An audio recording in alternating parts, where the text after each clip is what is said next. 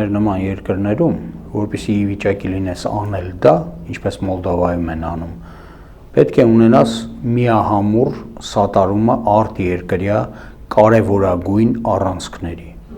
Եվրոմիություն, Ամերիկայի Միացյալ Նահանգներ, Ռուսաստան, Չինաստան, մասամբ կարող է նաև, չնայած դեռ այդ մակարդակին չի ասել, Հնդկաստան։ Այն ամենից հետո ինչը տեղի է ունենալու եւ հասարակական առումով սկսվելու է այդ համակարգային ճգնաժամը, բոլոր նրանց, ովքեր շահագրգիռ են ներկայիս իշխանության պահպանման մեջ Հայաստանում, ետ է պահելու։ Ես օրինակ բերեմ, որպեսզի բոլորի համար հասկանալի լինի, Վրաստանում Սաակաշվիլի կար, որը էլի այդպես,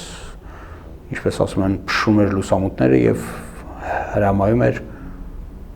մաքուր օդին ներս գալ։ Հա, այդ Սաակաշվիլուն վերջին հաշվով հանեց ով։ Հանեց կոնսոլիդացված արևմուտքը։